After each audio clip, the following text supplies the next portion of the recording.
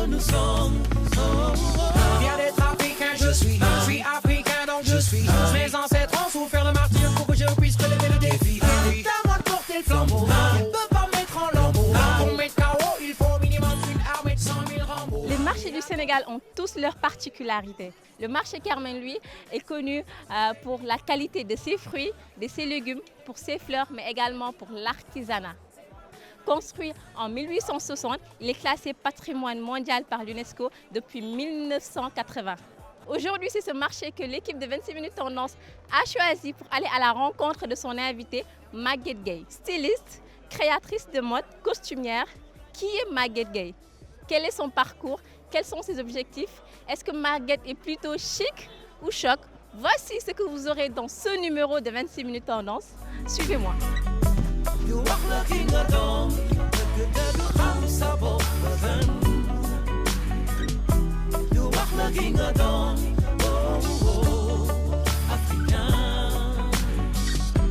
Et fier de ce que nous sommes.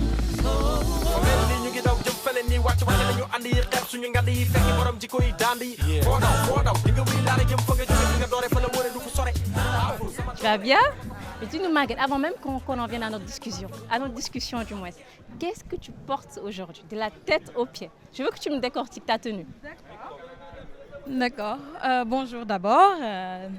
J'ai une robe de prêt-à-porter, toute noire, simple, et un cap de chez Maxi qui sort de ma marque, de l'avant-dernière collection. Et puis Et le sac, oui, sac. le sac, c'est fait par un artiste sénégalais du collectif. Oui, avec des bagues. Il est à l'espace Médina de chez Cheikha. Et les chaussures de Baya. Baya Design. Et si tu devais... Je consomme sénégalais. Ça se voit hein, automatiquement. Et si tu devais le dire en un seul mot, ton style vestimentaire en un seul mot, tu es plutôt chic, tu es plutôt élégant, tu es plutôt sportif, ou bien soit comme l'a dit mon réalisateur tout à l'heure. Oui, plutôt swag, disons swag. Oui. Swag à l'africaine. Oui, je mélange au feeling, quoi. En tout cas, c'est au plaisir de tous les téléspectateurs qui nous regardent. Et merci justement d'avoir répondu à notre invitation. Bonjour Maguette. Qui est Maguette Gueye? Bonjour, tout le plaisir est pour moi. Merci pour l'invitation. Je suis sénégalaise, styliste et costumière, collectionneuse de costumes traditionnels et tout ce qui est textile ancien. Et puis voilà, c'est ça. Avant qu'on en vienne à la mode, à ton métier de styliste, j'ai l'habitude de demander, de poser la question à savoir où est-ce que mon invité a fait les bancs, où est-ce qu'elle a fait son primaire. Parce que je sais que les invités de 26 minutes tendance sont des exemples, avant même d'être dans la mode. Donc Maguette, si tu pouvais un peu nous retracer ton cursus scolaire en quelques mots. Alors, moi, j'ai fait plusieurs écoles parce que dans ma famille, on a beaucoup déménagé. D'accord. Mon père est militaire, j'ai habité dans des camps et j'ai fait une partie de mon élémentaire ici en centre-ville. Ah oui? Oui, à l'école Kléber. Et après, on est allé aux Parcelles. L'école s'appelait Ouagounia 3. Et puis après, finalement, mon père a acheté sa maison à Thiaroye-Azur. Je suis entrée Tour du là-bas. monde, hein, finalement. Oui. J'ai fait deux collèges. J'ai fait Ousmane Sossi de Rufisque. Et enfin, je me suis posée un peu à Éducazur, qui se trouve dans le quartier où mon père a acheté sa maison. Et c'est là-bas que j'ai fini mon lycée. Et pour entrer dans le vif du sujet... Avec un bac littéraire ou bien un bac littéraire, oui. Littéraire. Et c'est en seconde que j'ai su que je voulais faire stylisme. Parce que j'avais commencé à dessiner mes professeurs derrière chaque cahier. Et ça m'a donné des idées, c'est-à-dire pourquoi ne pas faire mode. Et ça a grandi, j'ai commencé à me renseigner un peu. Et c'est juste après le bac? Non, c'est pendant le lycée en fait, que j'avais commencé. Je savais que c'est ce que je voulais. Et la passion commençait à grandir. Et mon père, il avait une entreprise de confection de tenues militaires. Ah oui? Oui, donc lui, il prenait des cours à l'école des arts, des cours du soir, de coupe. Et quand j'ai su qu'il allait dans cette école, j'ai commencé à me renseigner. Et franchement, ça m'a motivée à finir le lycée. Et je suis allée là-bas pour faire 3 ans de stylisme, modélisme. Mais est-ce qu'il était pour? Parce qu'on sait qu'on ne peut pas militaire qui malgré tout laisse sa fille être dans la mode, hein, faire une école pour apprendre le stylisme. Comment ça se fait? Je suis le convaincre. Ils n'étaient pas d'accord, aussi bien lui que ma maman. Ils n'étaient pas d'accord, mais j'ai insisté, j'ai fait ma têtue, j'ai insisté et je les ai fait savoir que c'est ce que je voulais. J'ai un peu forcé quand même. Finalement, mon père, puisqu'il connaissait l'école et que lui aussi, puisqu'il était déjà s'il n'était pas dans la mode, mais il faisait de la confection, il m'a laissé faire le concours. C'était sur concours et j'ai réussi. C'est quelle école déjà? C'est l'école des arts. Parce que je pense département de mode. Oui. D'accord. Parce que je pense qu'il y a des téléspectateurs, il y a nos jeunes sœurs qui nous regardent et qui veulent faire des écoles d'art. C'est une bonne école. C'est la seule que je reconnais moi en tout cas. Parce que depuis que j'ai ouvert mon entreprise, j'ai eu à recevoir des stagiaires qui ont fait d'autres écoles. D'accord. Et des stagiaires qui ont fait mon école. C'est une bonne école. C'était l'école des arts quand j'y étais. Maintenant, ça fait partie du ministère de la formation professionnelle. Et ça s'appelle l'Institut de coupe, couture et mode. D'accord. Et c'est une formation de combien d'années? Sur 3 ans. Sur 3 ans. Il y a plusieurs modules selon le niveau où vous entrez là-bas.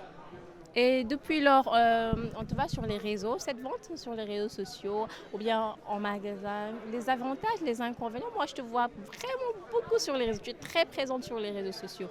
Comment ça s'est fait? Qu'est-ce que vous gagnez en tout cas? Je parle d'une équipe, hein, parce que peut-être on voit la marque. Voilà, on voit la marque, mais toute l'équipe. Quels sont les avantages de la vente en ligne par rapport à la vente en magasin?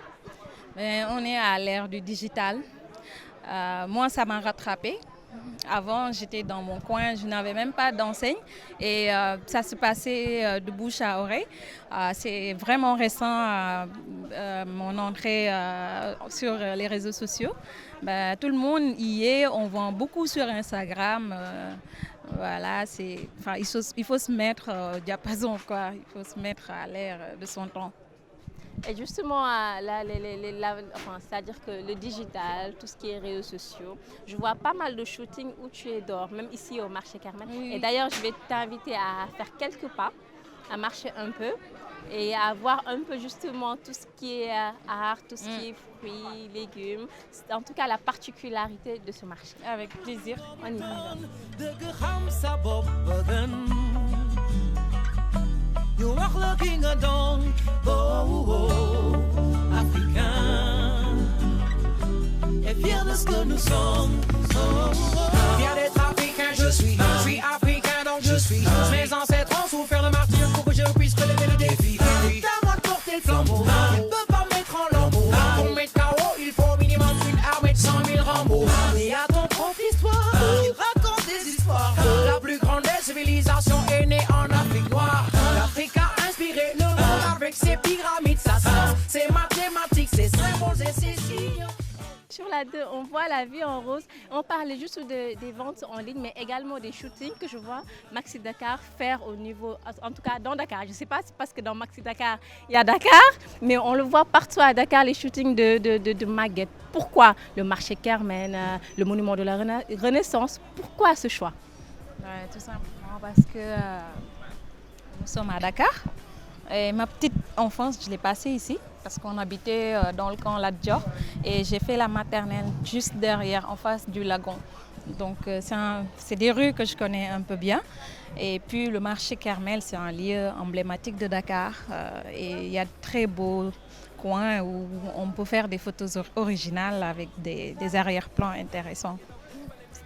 Et en parlant de shooting, photo, on va parler aussi de cinéma. Maguette est aussi costumière. Qu'est-ce que c'est que le métier de costumière? Le métier de costumière, c'est un peu retranscrire l'idée du scénariste en vêtements, c'est-à-dire habiller les personnages d'un film comme l'a imaginé le scénariste et comme veut le montrer le réalisateur. Donc ce ne sont pas les acteurs qui choisissent leur tenue? Non, c'est plutôt le réalisateur qui décide au final du style que doit avoir son personnage. Il nous donne une idée générale et nous, avec notre créativité, on essaie de lui faire des propositions qui collent avec l'histoire. Et du justement, personnage. quelle histoire, quelles sont les séries où Maguette ou bien Maxi Dakar en tout cas, a jeté sa magie de la mode? Donc moi j'ai Sa magie de commencé costumière, je vais dire. costumière. C'est pareil, ils se complètent parce qu'on fera toujours appel à des marques. En tout cas, moi j'essaie de prendre plusieurs marques quand je travaille sur un film ou sur une série. Donc ma première expérience vient de Tunduwundu, la série Tunduwundu. C'est une série policière. D'accord. C'est parce que justement, j'avais sorti une collection inspirée des uniformes militaires parce que ma petite enfance, comme je Et voulais... le papa qui est militaire Voilà, également. j'ai grandi dans cette ambiance. Il y avait des couleurs militaires partout à la maison. D'accord. On faisait même des boutons et on se faisait payer 50 francs le bouton. Donc ma première collection était sur ça et un producteur, Jules Souleymane Kébé, il est venu me voir parce qu'il s'est dit oui, puisque j'ai travaillé sur les costumes militaires, que je devrais pouvoir travailler sur la série. C'est comme ça que ça a commencé. J'ai fait C'est la vie tout de suite après la saison 2. Et, C'est la vie sur Canal? Oui, sur Canal TV5, oui, je crois. Et puis j'ai fait un long métrage des Espagnols, Le voyage de Martha. Et dans ces productions, quelles sont les matières que vous utilisez? Comme je l'ai dit tout à l'heure, ça dépend du personnage, comment il doit être. C'est exactement ça. Mais je veux dire des tissus plutôt africains, le wax, le pagne ou bien, non? Oui, on essaie de mettre un peu du tout pour faire la différence entre les personnages. Par exemple, sur le film espagnol, il y avait 2 Sénégalais, deux personnages africains. Donc eux, oui, on essaie. J'étais pas sur ce film, j'étais plutôt habilleuse. Donc la costumière, il y avait une costumière, il y avait une espagnole et une sénégalaise. Donc ils ont mis du wax, ils ont mis beaucoup de wax sur les Africains et puis les Européens, ils étaient habillés comme dans la vie normale chez eux, quoi. Et puis oui, on utilise beaucoup le tissu pagne, on essaie de mettre en avant les créateurs ici. Moi, en tout cas, quand je travaille sur un film, j'essaie de mettre plusieurs créateurs pour pouvoir mettre en avant justement la mode sénégalaise. Et puis c'est une vitrine en fait, c'est une vitrine de la mode. On essaie d'en profiter puisque maintenant il y a plusieurs films qui se produisent ici. Il y a d'autres producteurs qui viennent tourner sur les décors sénégalais et puis on essaie d'en profiter et de faire profiter tout le monde. Justement, moi je me dis que ce sont les stylistes africains, en tout cas dernièrement les stylistes africains marquent en tout cas le marché international avec l'élégance africaine. Et justement, tu es dans un projet, même projet que j'adore, la penderie de Mam. Justement, pourquoi l'avoir appelé penderie de Mam? Et là-bas aussi, c'est par rapport à des costumes, par rapport aux ethnies. Oui. Quel est le concept de penderie de Mam? Alors, penderie de Mam, c'est une reconstitution des costumes des ethnies du Sénégal. Parce qu'au Sénégal, il y a une vingtaine d'ethnies. Et chaque ethnie a sa particularité. J'espère que les Sérères sont bien représentés. Ah oui, absolument. Tout le monde est bien représenté. Vous pouvez visiter une petite partie du travail sur Instagram ou Facebook en tapant la penderie de Mam. Donc c'est une reconstitution des costumes des ethnies du Sénégal. D'accord. Chaque ethnie a ses couleurs, chaque ethnie a un pagne qui le représente. Dès que tu le vois, tu sais son origine. Donc l'idée m'est venue quand j'ai travaillé sur le film de Moussa Senapsa qui s'appelle Black and White. D'accord. C'était un film sur la colonisation. D'accord. Nous étions 2 stylistes de costumières.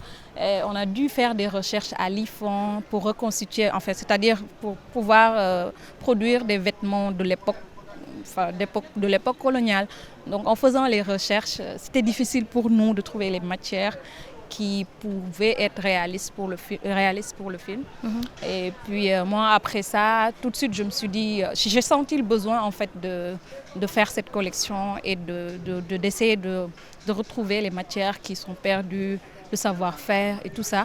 Et j'ai eu la chance d'avoir une subvention de l'Union européenne. Oui, exactement. J'aimerais que tu reviennes surtout sur ce partenariat ou bien cette subvention, comme tu viens de le dire. C'était un appel à projet. J'ai proposé mon idée et ils l'ont retenue. Et donc, j'ai fait des recherches. Je suis allée dans des villages. J'ai fait un peu le tour du Sénégal pendant 6 mois pour faire des recherches, voir des gens qui savaient encore faire certaines choses, c'est-à-dire des cordonniers, des tisserands, en tout cas tout ce qui touche aux vêtements et à l'esthétique sénégalaise. Et puis avec les moyens, j'ai pu reproduire 12 costumes d'ethnie. Il en reste tellement encore. Ah oui, on a pas mal au Sénégal. Voilà, pour revenir à l'élégance, si vous voyez les photos d'époque, les gens étaient élégants, bien habillés, mais pudiques, avec de beaux bijoux, de belles couleurs. Et j'ai trouvé trop dommage de vouloir laisser ça derrière et d'essayer d'emprunter d'autres styles qui viennent d'ailleurs. Moi, je trouve que ce qui est de chez nous va beaucoup plus. Quand tu es en tenue traditionnelle, tu es épanoui tout de suite. Et même inconsciemment, le vendredi, tout le monde est beau. On reçoit tellement plus de compliments quand on est en tenue traditionnelle que, voilà, en tout cas, voilà, elle est faite. Maintenant, les tenues sont en location parce que c'est fait, c'est là. Exactement. Pour des productions de clips, de films, justement. Si un jour un film d'époque devrait se tourner ici, il y a la penderie de Mam. Penderie, c'est-à-dire, c'est l'armoire, c'est là où on garde les vêtements. De nos mamboy. Voilà, de nos mamboy. Chacun trouvera les pagnes de sa grand-mère. Et à partir de là, nous allons aller faire un tour sur les réseaux. Je vous invite à activer votre connexion. Vous connaissez notre rubrique. On va aller faire un tour sur les réseaux. Dernièrement, les vidéos tendances, ce sont en tout cas les TikTokers, les influenceurs qui font des vidéos par rapport à la CAN. Donc, je vous invite à regarder cette belle vidéo et on revient tout à l'heure. À tout de suite.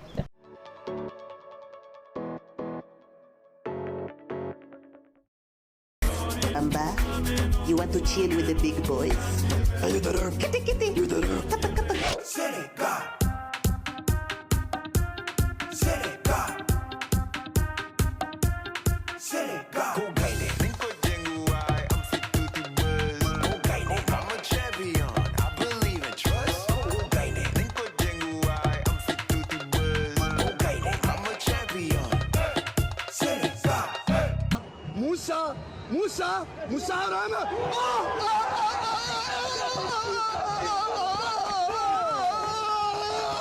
Oh là là. Aïe. Vous étiez avec Sadio Mané?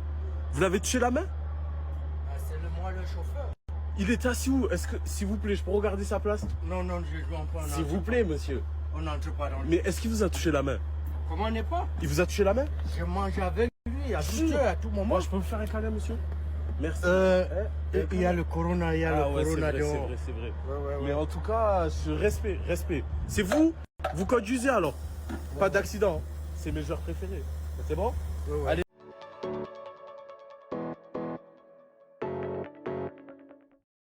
Alors, de retour au marché Carmen avec ses 1001 couleurs, vous avez fait un tour avec nous sur les réseaux sociaux. Vous avez vu Ibra Sall, vous avez vu pas mal d'influenceurs qui nous ont régalé pendant cette CAN. Donc, on va continuer avec notre invité et on va passer à notre rubrique chic ou choc. Vous allez décider, vous les téléspectateurs qui nous regardent et qui nous suivent justement sur les réseaux sociaux RTS 1 Sénégal et RTS 2 Sénégal. Vous allez juger et nous dire si Maguette est plutôt chic ou choc. C'est après ça.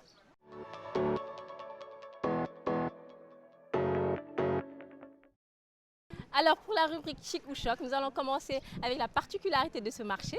Et la première question que je vais poser à Maguette, c'est de choisir entre les fleurs, Pampa ou rose. Pampa. Pourquoi Pampa? Parce que c'est ce qui me ressemble le plus. Mais Maguette, on va en février. Je n'ai jamais reçu de rose.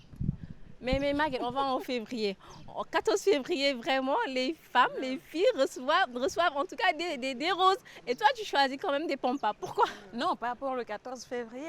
Aujourd'hui, je choisis des pampas. Non, pour toute l'année, tu choisis quoi? Enfin, pampas quand même. Pampas. Oui. Donc, vous êtes prévenus.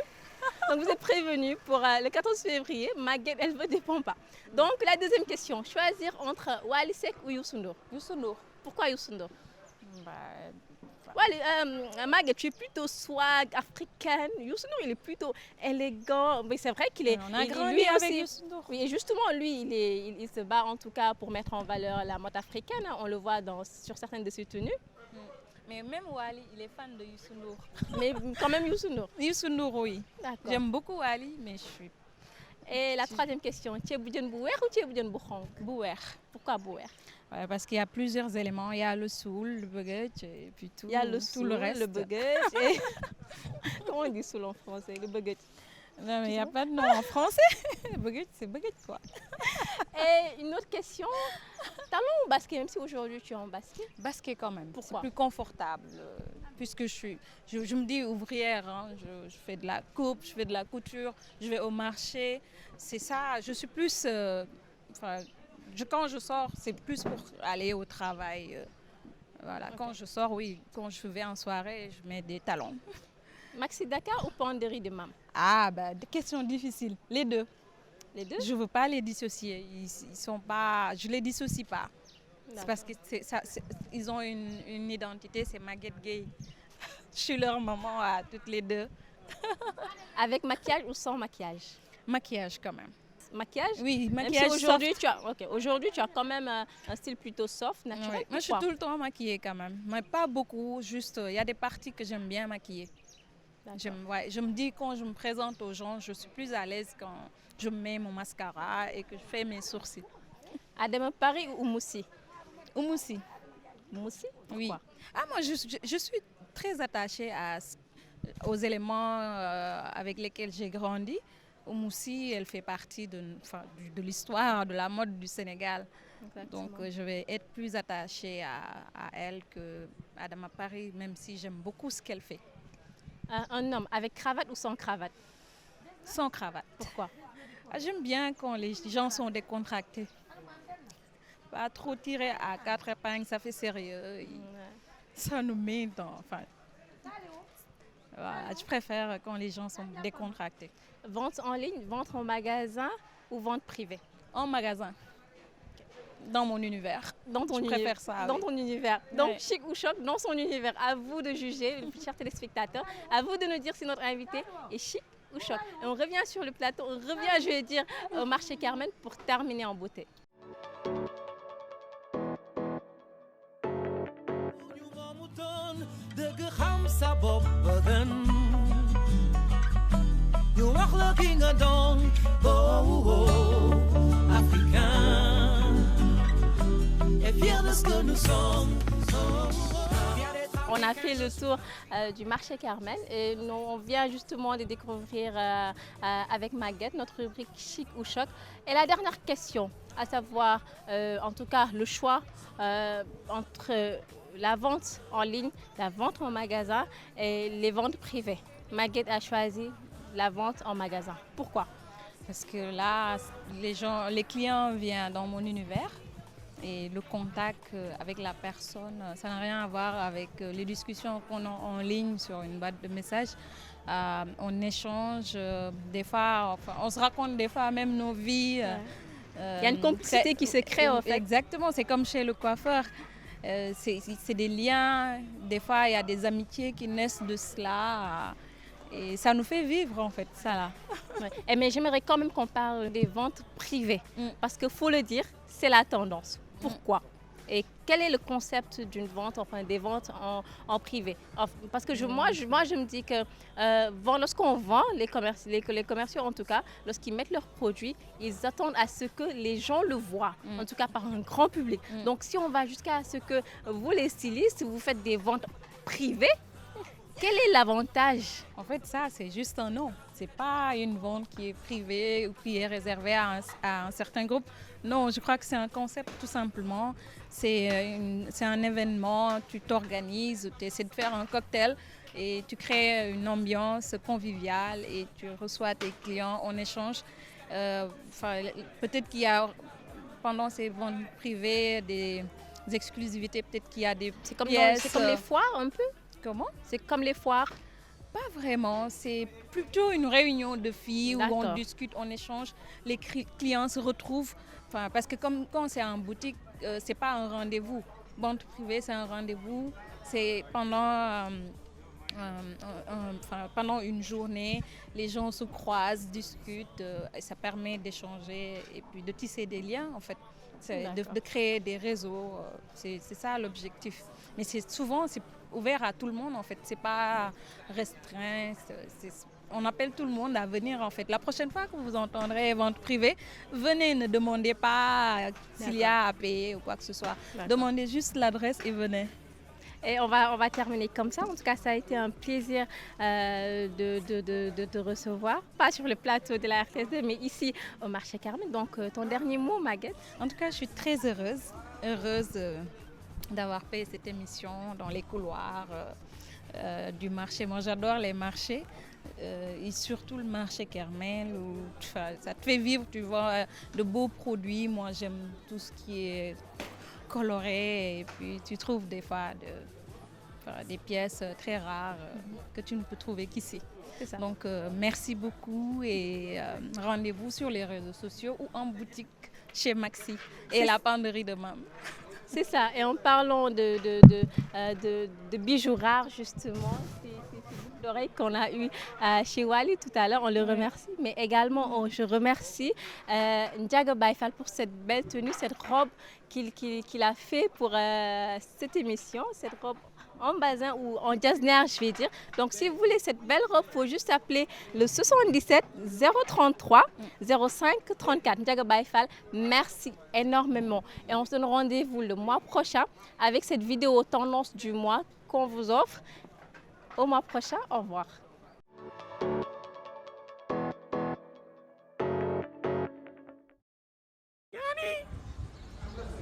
Vous êtes dans la gare de Buntu Pikine, plus particulièrement dans la gare de Cité 1.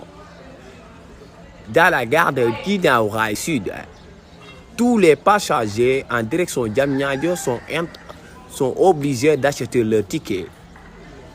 Tout passager attrapé en train de brûler la terre, les sanctions seront sévères. Ay loolu yàlla lañ ko dégg lii ku yeewoon Senghor wala nga yee Blaise Diagne wala nga yee Cheikh Anta Diop ne ko Sénégal am na terre bi waaye daw te courant moo koy dawal génn sama koñ laal terre bi jubali jam ñaajo seetaani mas Sénégal wala ma laal afro basket bi wala ma laal aéroport je suis dans la gare de Buntu Pikine